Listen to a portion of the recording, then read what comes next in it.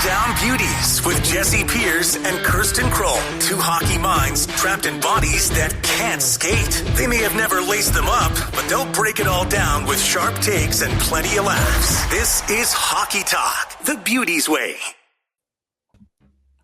That is right. Hockey Talk, the Beauties way. What do you think of that new intro, guys? We love it.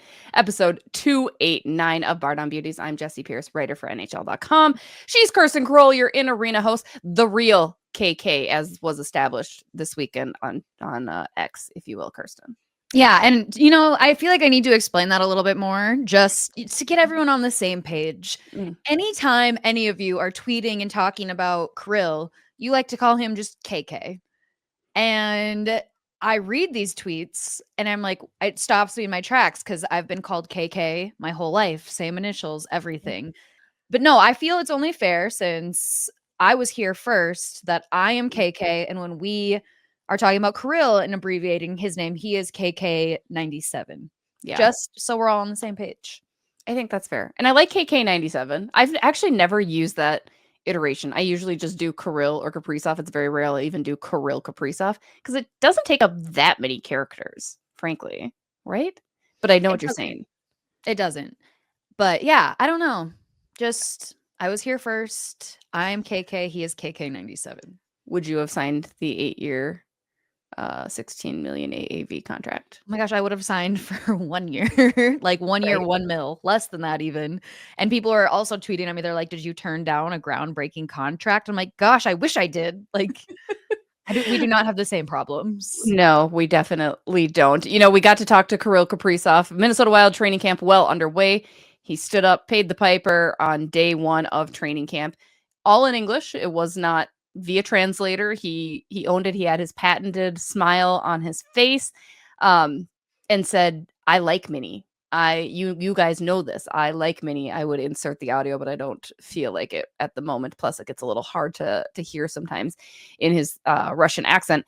But he did. He said he likes it here. He kind of friend-zoned the fans, right? He kind of friend-zoned the Wild. He didn't say, I love here.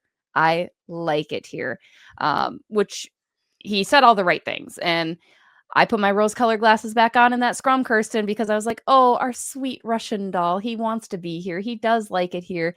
He is just, contracts are hard, How do you feel? Do you buy that he wants to stay here? Do you buy that he likes it here, that he is going to sign the next contract offered to him? I believe he likes it here. I believe he likes everything Minnesota has to offer. Like, I'm not disagreeing with any of that. And I think Bill Guerin, don't quote me on this, but has said something along the lines of the wilderness in Minnesota, similar to where he's from in Russia, and the fishing and everything. He loves that aspect. I just don't know if he wants to play for the Wild after this year. I don't disagree with him loving Minnesota or liking Minnesota, but and I'm not Kirill. I don't know what he wants. Oh, we know he wants to win a Stanley Cup. Who doesn't? Yeah. But I mean, he's under contract too for the rest of this season. What else are you going to say? You're not going to say I'm unhappy. And then all of your teammates looking at you in the room dude. I mean, and that's a fair. You can like Minnesota. Doesn't mean you like playing for Minnesota, right? You can like the state. You can like the fans. And I had tried to kind of dive into that with him. My follow-up to him was what do you like about it here? What do you like? And he goes, well, this. I like the organization. I like the fans. I like Mini. I like it here. But he did kind of pull a Connor McDavid to your point where he was like, we still have this year. We have time to figure it out. We still have this year. I'm playing for this year. And we play to win a Stanley Cup and all of that. And it's good. I'm buying it. I'm because I want to believe the team is more exciting to cover. The team is more relevant to cover with Kirill Kaprizov on this. So I am choosing to buy it. So I'm not at a high level of concern. There's still very, very high concern. Just I'm down a little bit more. Maybe he does mean it. Maybe he's softened my blow a smidge, but I'm assuming by the look on your face, you're still very much it's going to be until March. It's going to be until March. This thing is going to get drug out, and I'm not wearing rose-colored glasses. I see things for what they are. Good for you. That must feel nice. I did take my rose-colored glasses every day. I mean, I wish I didn't have to wear glasses at all, but we're blind as a bat out here. But no rose-colored glasses when it comes to injuries already. Matt Zuccarello, out for the start of the season. We will learn today, as always, we're recording this on a Monday, if he needs surgery, which not great. They have not really explained to us what's going on. It's something that had happened that just came up at the start of training camp. What's your concern level there, Kirsten? Matt Zuccarello, the idea was to start him and Kirill together, reconnect that chemistry. What's your concern level with Zuki's injury, and how much is that going to impact the team? I mean, I don't know how concerned I am at the moment. It's obviously not ideal to be starting the season with. You mean you already had the Jonas Brodin injury. Now you have another player that's going to be missing some time due to injury. So it's not ideal. I think the Wild will be fine. But I don't know. I'm hoping it's just a short-term setback and not anything that's going to be long-term. Because that's, I mean, we know what Matt Zuccarello can bring when he is playing his game. And so I think a Minnesota Wild lineup with Matt Zuccarello in it is better than without him in it. So fingers crossed, it's nothing crazy serious. My favorite was somebody had tweeted at me that, Matt Zuccarello's out with an upper body injury, which is a broken heart because bestie hasn't signed a contract to stay here beyond this year. And I was like, his bestie obviously being Kirill, which I'm like, oh, that's kind of endearing. It is. It's a bummer, right? And I agree. I think if it's an injury that doesn't require surgery, that's obviously going to bode better. It means his return is more imminent versus surgery can take a while. He's going to have to rehab. So you're looking at December again, possibly that Matt Zuccarello comes back. Obviously, last year he missed a significant amount of time with a shot to the nuts, as we so gently call that. The silver lining of a Matt Zuccarello injury, you have an opportunity for Liam Ohgren to really step up and solidify that. He has been playing tremendous with Tarasenko. And I think that's an opportunity that he wouldn't have had Matt Zuccarello been in the lineup. So I'm really, really excited to see Ohgren in particular sees that opportunity, right? It's also giving other looks at other guys, frankly, in different lineup situations too. So I think there's an upside to that for sure. You had mentioned Jonas Brodin. Jonas Brodin, who was supposed to not be participating at all at training camp, has been limited. He's obviously not going to play any games, but he's been on the ice with the group, which has to be a little bit more promising. The downside is also on the defensive end. Bouillon has been injured. He was injured during a scrimmage, and there has been no update on that. With these injuries that could potentially be reoccurring now, the blue line has become a bigger concern for me, Kirsten. I mean, it's a concern for me too. These are not things you want to be dealing with. And I mean, knock on wood that it continues, but you have a healthy Jared Spurgeon seemingly for the first time in a while. Like, now I'm terrified that something's going to happen to him. Like, I do not want that to happen. I'm not trying to put that out in the universe, but like, you're seeing just kind of the dominoes fall one by one, and I'm just not used to good things happening to us. I don't think we can have nice things. So yes, this is a concern. I'm hoping with Zeev too, it's not anything serious and that, he'll be good to go come the start of the season. But recurring injuries too, not something you want to be dealing with. No, and I mean, he's a young guy and he's got all of this high attention on him, for him to be injured this early. And it's probably more likely than not that it's very, very precautionary, right? Like, I know in the first initial conversation with John Hines about Zeev, the first 2 practices that he missed, actually, he said we're being safe with it, right? It's preseason. He's a guy that's probably, if not absolutely, a lock on this team, right? I don't even like to say that probably. He is a lock for this team. So he doesn't necessarily need to continue to prove himself out there during training camp. So if you're holding him out because of that, that's great. But it is odd, right? Because I think Zeev is a guy who wants to be on the ice if he can be. So I think in general, it lends itself to being like, red flag this. This might be a problem for the start of the year, because then who are you bringing up, right? David Jiricek has had an okay camp so far. They're giving him opportunities. Jack Johnson, the guy that you brought in on a PTO, is probably going to make the team now, right? Like, I think that's probably likely because you need to have bodies. I would think so. And like I said I think it was last week's episode, I'm like, they signed him to a PTO for a reason.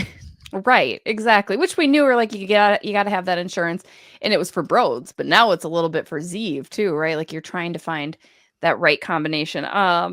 Jack's looked okay in camp. In speaking with him for the first time last week, he had mentioned that him and Bill Guerin actually had come to this agreement that a PTO was probably on the horizon if nothing came to fruition at the end of the year, which is interesting because Bill Guerin could have taken that opportunity to sign him too, but he wanted to go the PTO route, which I think was savvy on Bill's part, right? And I think Jack Johnson just very grateful for that opportunity too. He's got the size, right? He's got the experience. He'll be serviceable, so that's definitely good. But yeah, it's not something that you necessarily want long term on the roster. You don't want to have to lean on Jack, who had a great start to his year. Another way that Jack Johnson could probably, possibly help is in bringing Sidney Crosby to the Minnesota Wild. Kirsten, I have seen this over and over lately, the Sidney Crosby trade rumors. They're open to a trade, and Pittsburgh's open to moving him, and it's fun to talk about. It's a little exhausting. But do you think Minnesota truly falls on that list of places that Sid would go? You've got Flower, you've got Billy, you've got Jack Johnson, who's one of his friends that goes all the way back to Shattuck St. Mary. Maybe, like, is it a possibility that Sid would be like, yeah, you know what? And he's like, oh, and Jesse's there too, and him and Jess and me and Jesse are good friends. So Sid would be like, yeah, let's do it. The only reason I say yes is because the Minnesota Wild have that Pittsburgh Penguins to Minnesota Wild pipeline. Like, we've seen it numerous times. Right. Just with the connections Bill Guerin obviously still has over there. That's the only reason I think it would be considerable. But if Sid is going anywhere other than Pittsburgh, it is like, I'm gonna win a Stanley Cup this season. And the Pittsburgh Penguins might be open to a trade, but is Sidney Crosby open to a trade? You're talking about the same man that signs contracts in the same amount of money, who has worn the same jock strap for how long? Gross. You're saying he's going to move. Does a signing like Sidney Crosby get Kaprizov to sign, though? No, because it wouldn't be long term. It would be short term. Didn't Crosby just sign a contract extension, though? Maybe, but how old is he now? Let's see. He's at my like age. 37, 38. Let's pause the panic on how old he is. He's almost a month older than me. Okay, so he's like 38. Yeah. He has a current 2-year extension. Yeah, I was going to say he's probably retiring after that. 2 years, that's still short term. That's true. That's a good point. Interesting enough. What do you think? I laughed. I think I sent you this video, or maybe I sent it to another friend. There's a podcast called the Tendy Pod, I think, where they had made hypotheticals of, like, maybe if you renamed the Mall of America the Kirill Kaprizov or the Soviet Savior, something like that. What fun things would you toss in to get Kirill to sign? Like, I think we actually talked about it like a few months ago. Like, give him a cabin, give him a house on Minnetonka, give him all like the outdoorsy, find him a plot of land in the middle of nowhere. I don't even know if he would. I think Minnetonka's too mainstream. It's too mainstream for him. Yeah. He would want something more private, like cabin in like Lake of the Woods or something. Yeah. Go north, get him a boat, get him a duck blind. I think he's into hunting too, right? Mm-hmm. Like, toss all that in. Renaming Mall of America, that sounds like a nightmare for him. Like, I feel like he likes attention, but he really doesn't like attention. So I'm just like, we can't. I mean, as fun as that is, I don't think that would really sell him. No, I don't think so either. I don't think the Mall of America would be too pleased with that either. Like, let's name it after this Russian guy who might leave in a year. Like, classic. Going back to Minnesota Wild training camp again, a couple days in, they have a day off today when we're recording this. Thank goodness. Huge victory in Winnipeg in overtime, courtesy of Kirsten, Yakov Trenin. Now, I told you all I was going to start with a clean slate, and now maybe I've gone a little bit overboard with it. I spoke to Yakov for the first time in over a year, and not that I was ever avoiding him. I want to make that very clear. I didn't really have much to talk about with him, and I didn't necessarily want to be fake to him. Like, I was having a real problem with his game and with watching him, which was very well documented, which may or may not have gotten back to him, and I apologize if it was hurtful. But that being said, clean slate, spoke with him. First of all, this man loves Paris. He loves croissants and eating all the foods, which is funny because then I had to ask, which is always a very weird question to ask any person, let alone a professional athlete. I was like, yeah, but you've slimmed down despite all the food that you just said you ate in Paris, because he's come into camp probably 10 to 15 pounds lighter. My favorite comment he had made, he goes, I know now Marco Rossi looks huge to me. I need to stop losing so much weight. But that's clearly made him faster too, which that was my big knock on him. It was so hard to watch him because he moved so slow. His hands were slow. His feet was slow. Even for a fourth liner, it's not what I just couldn't handle watching that. But seeing his quickness be elevated at camp, he scores 2 goals against the Jets, including the overtime winner, which, yes, preseason.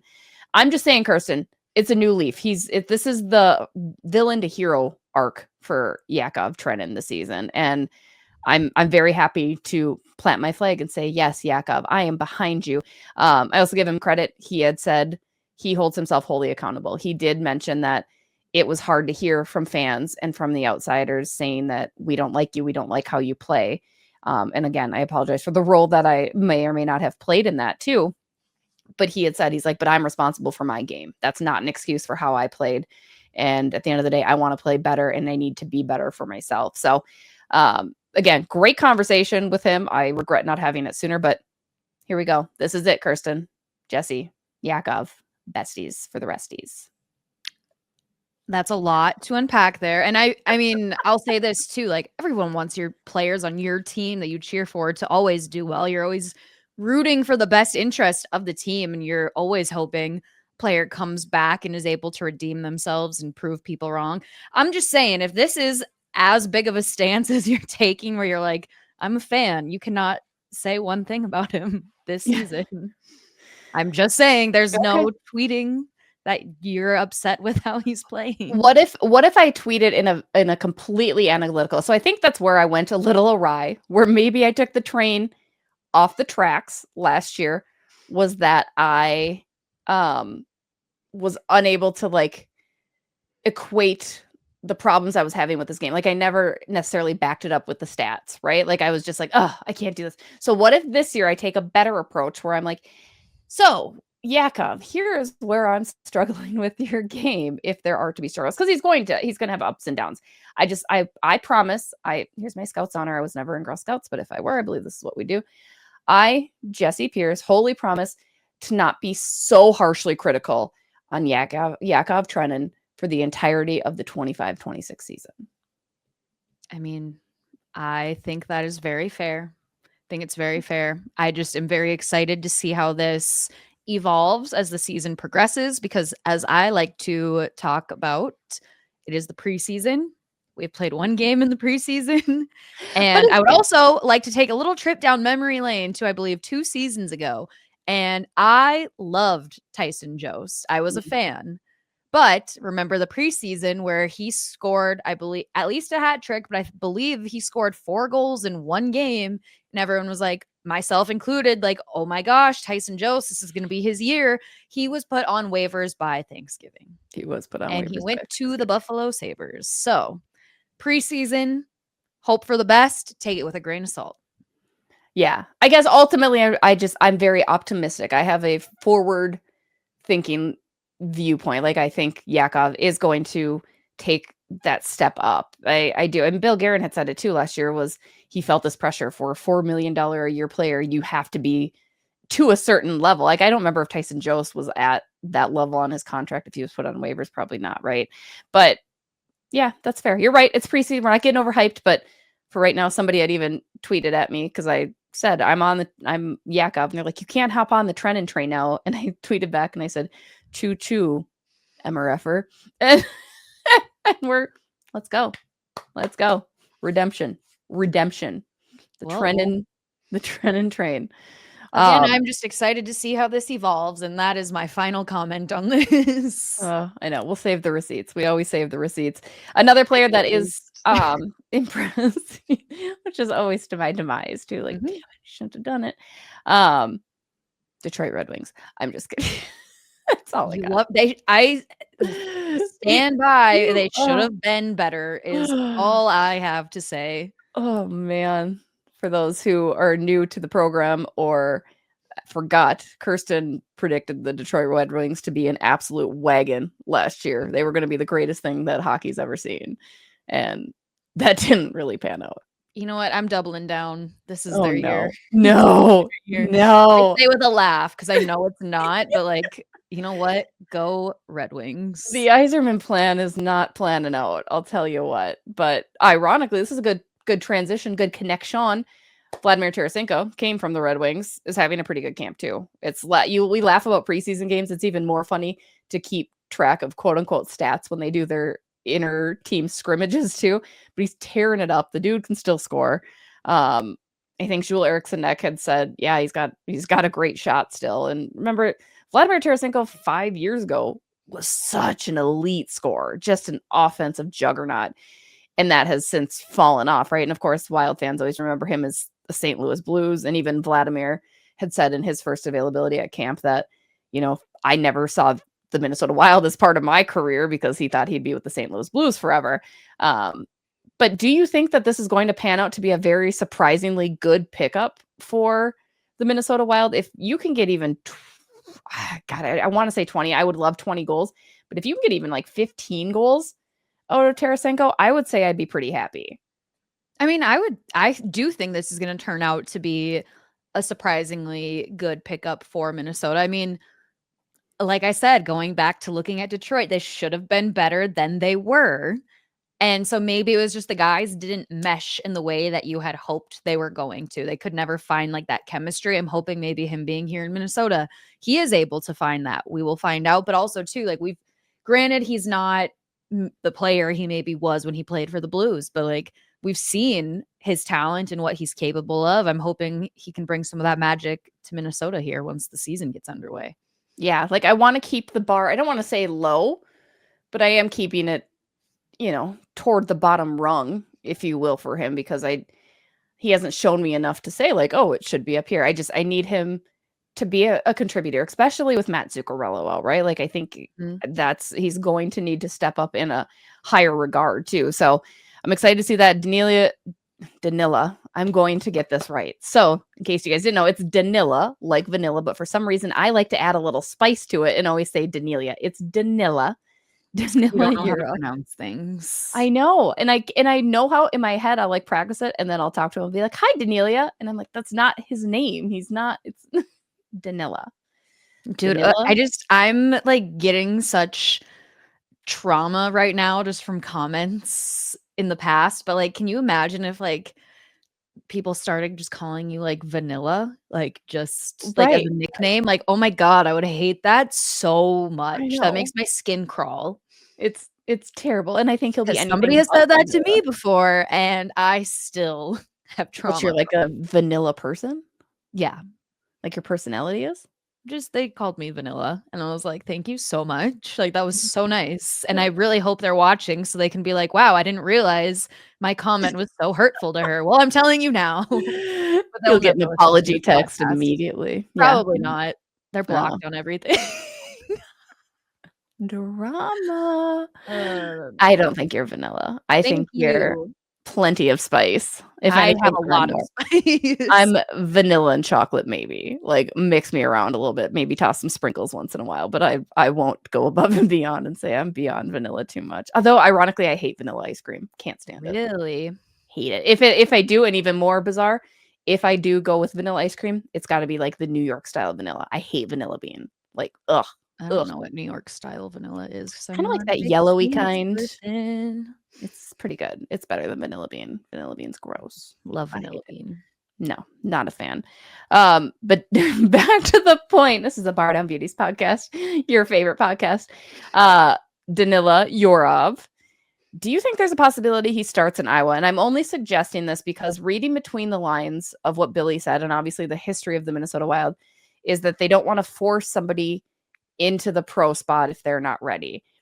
And Yurov has been okay. He's been fine. He's getting more and more comfortable. Now, mind you, again, this is his first real taste of the North American style, not just the NHL, but North American style hockey. I mean, he's succeeded over in the KHL. He broke all of Tarasenko's records, in fact, for his 19-year-old records. And he's a young kid. But I think everybody, and myself included, had for so long penciled him in as a guarantee. And I don't know if that's the case. I think he might be sent down after a game or two if he even makes the roster out of camp. But I don't know. What would you think? And if that's the case, how do you feel about it? I mean, I wouldn't be disappointed if he started in Iowa. I would be disappointed if we didn't really get to see him at all this season on the main roster. I think that would be a disappointment rather than him just going maybe back and forth a little bit to Iowa. I think too, I just think I'm bracing myself for that, because correct me if I'm wrong, like during camp, they've had him like down on the fourth line.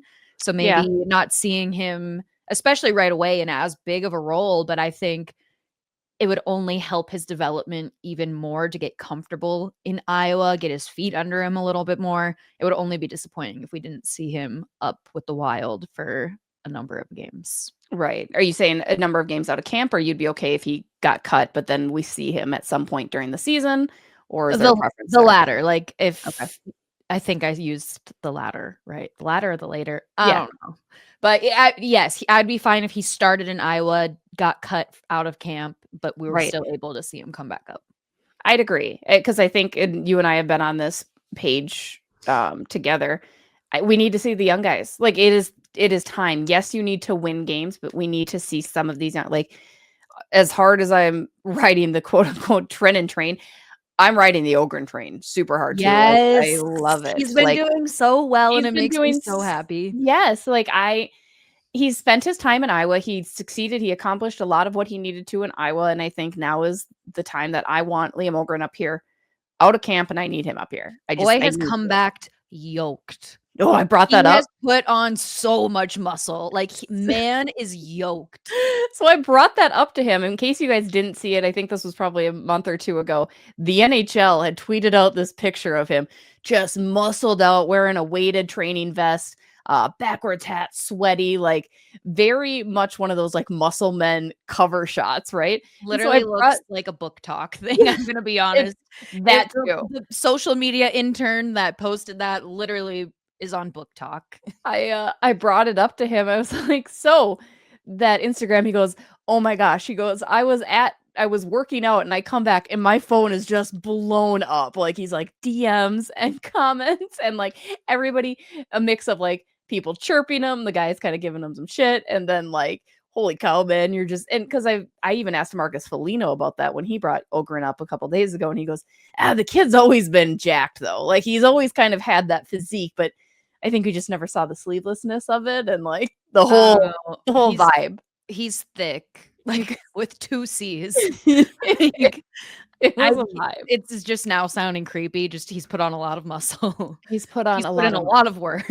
He's done his part for sure, but I love it. No, I think it's great. Speaking of Instagram and social media and all of that good stuff, I want to give a shout out to our friends at SotaStick, who in fact, are now your officially licensed retailer for the University of Minnesota Golden Gophers. Rock your maroon and gold and Goldie themed garb while you're rowing the boat in Chanton, Minnesota. Stay tuned to SotaStick socials for drop information. And don't forget to check out Bardown, or use Bardown Beauties at checkout, for 15% off discount at sotastick.com. We love them. You guys know it. They've also got some other cool collabs. We love SoStick. I didn't love what I did there with the graphics, but that's okay. We're learning. We're working on it. Maybe I'll put together a video next week for those who are for your viewing pleasure. But yeah, go check out SotaStick's collab with the University of Minnesota and Dinkytown as well. Let's take a peek around the league, Kirsten. This one's always a sensitive subject, and we've talked about before, but the NHL last week said that the acquitted Canadian hockey players that were in the trial over the summer from the World Juniors case are eligible to sign with the team. They would not be eligible to return and play a game until December. The NHL saying that they did their research. They felt that there's been sufficient enough time. And I believe McLeod is signed with the team as of now. I believe the Carolina Hurricanes had either inquired about it. Carter Hart did reach out to the Philadelphia Flyers and said he would like to start anew with a new organization. But we knew that teams were going to kick the can on it, right? How do you feel about that scenario? And again, we don't have to dive in deep because it is a very hot button topic. I don't love it. I think it sounds like a goddamn PR nightmare, and no player is good enough for me to put on my team, frankly. I mean, we knew it was going to happen. I'm not surprised by it.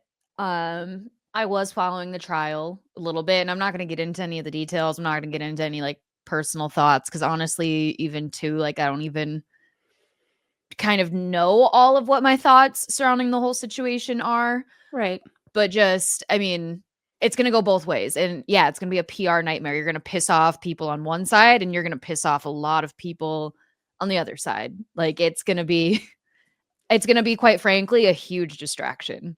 And I guarantee all of them, if not most of them, will be playing in the NHL after December. You think so?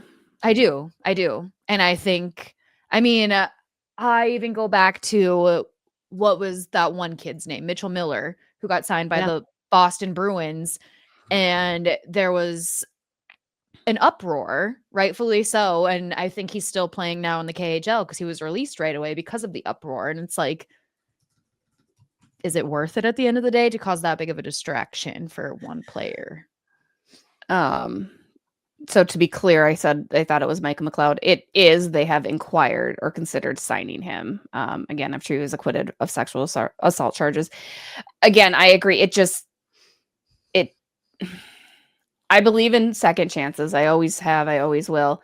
For sure. But there are certain situations where you're just like, you can't help but feel icky about it and icky about the situation. And it's very unfortunate. I think it is. Like, the whole thing sucks, right? For primarily the victim and everything that she has had to endure. But then for these boys who were young boys, right? Who probably didn't understand the gravity of what they were doing. In their heads, they were boys being boys. I do also fault the NHL because I think the NHL in particular is one league that is too often more forgiving than other leagues when it comes to not only this type of situation, but across the board. You look at Joel Quenneville is back coaching. You look at the amount of players that are back in after showing less than exemplatory behavior, right? These players are role models. You want to have people in your league and in your organization or on your team who you can look to and be like, yep, they're great. Now, certainly everybody has their demons behind closed doors. And I'm not saying every NHL player is perfect, but I do feel like the National Hockey League as a whole needs to take a step back and kind of reevaluate where their standards lie, what their standards are, because I think this is just another example of them kind of missing the point yet again and just kind of focused on like, well, but they play hockey, so it's fine. Like, that's not the point here. 1000%. And the last thing I want to say on this is I do not believe in cancel culture. I believe in second chances. I do, however, believe in being held accountable, owning up to things. Yep. So guilty, innocent, regardless, what I want to see out of this situation. And I'm not, maybe it's been done. I haven't heard anything about it, but I would like to see all of these men step up, raise awareness for sexual assault, donate money to organizations that support that, take classes, like become a person who can maybe redeem themselves in the way of speaking out against it instead of just moving on with their life like nothing happened. Love that. Such a brilliant answer. See, that wasn't vanilla at all. That was very good. I'm not a vanilla person, and now I'm just angry again. Triggered. I know. We were going to introduce a new segment, buy or sell, but I'm going to actually hold on that and do it next week. But I do want to get a couple cues in for you guys because, again, chef's kiss. You're always so good to us. There's so many great questions. I have one here from... Actually, we have a ton, so I'm going to have to scroll through. There was a ton. Austin C. What players on the team look like they beefed up the season, and what players look like they became more toned? Kirsten, you mentioned Liam Ohgren. I can also add to that. Z Bouillon added 15 pounds. That was his goal when we first spoke to him at development camp. He added on his 15. I believe, going back in years, Philip Gustafson has slimmed down, kept himself in shape. And Yakov is another guy. Otherwise, I think everybody's kind of kept the same size. What a remarkable career, or like what a remarkable requirement to have for your job, right? Like in most cases, I'd be like, you're too fat to play in this. Like, but for sports, it's like that's the norm. Like I said, it feels uncomfortable to comment on a player's weight. Got my own weight issues going on here. But if somebody told me that I had to like gain 15 pounds, like, okay, sounds great. Like, yeah. And I mean, then you don't have to worry. One of the perks of the job, a perk that I want, that I'm jealous of, you don't even have to cook. I mean, maybe to an extent, but like you go to the rink, you practice, like you have staff that is either catering your meals or chefing it up for you. Like, I'm envious. I want that. I know. I agree. One more. This one comes from our friend Adam C, who sent in a slew of them. And we kind of touched on that, but not quite. So Adam C said, is there any scenario where there's no Kaprizov contract at the trade deadline, but the Wild tried to win with him one last time, aka you keep him on the team and you go for a cup run, try to move him before he hits free agency? I think that's way too risky. Unless, but also that just goes back to, if we were that close, there wouldn't even be a question if Kirill was going to re-sign here. You'd have the money, you'd have the winning team. Like, if we were that close to where it was feasible for us and we saw it, there would be no question and no problem about Kirill being re-signed. I also wonder who that is more risky for, because it's risky for the Wild, naturally. Also risky for Kirill, because if he gets hurt in that interim, right, and maybe it's a serious injury or re-aggravates what he was lagged with last year, that's another thing that probably wouldn't be ideal for either party, right? That's like, I don't know. another great point, because also too, then I mean, the last 2 seasons he's dealt with some form of injury, so then it could show up as, you know, injury prone, like much like NFL conversation we've been having about Joe Burrow. Yeah, right. That's something. Another one here from Derek F. With John Hines again being made a member of Team USA's coaching staff, should we be concerned that those considerations are distractions to our Wild head coach as well as our general manager? Again, John Hines officially named an assistant coach for Team USA for the Olympics, which are taking part in February. Obviously, NHL players participating. Bill Guerin, the general manager of Team USA. But I think Derek's got a really good point. Like, is this going to be distracting? Especially, is this why Kirill's not signed? Because he's too focused on USA? I've heard all of that. What do you think about what this means for Hines and Guerin when it comes to their full-time duties here with the Minnesota Wild? With John Hines, absolutely not worried in any way, shape, or form. I feel like he's going to do his due diligence with the Wild, and then come the Olympic break, like, then he'll be able to flip the script and be focused on that for that time being. During that time, that break, that was super redundant. I don't know what I'm talking. I know what you're saying. I got you. Mouth is not catching up to my brain, or vice versa. So no, I think John Hines will be just fine. With Bill Guerin, I also do think his priority night and day is with Minnesota, but there could be a little bit more. I could see concern in that sense, like, because he's wheeling and dealing for USA throughout the year. Like, it's not as allotted time broken off, such as in John Hines's case, to where it can be more segmented. It's kind of, he's doing, I can imagine, everything all at once all year.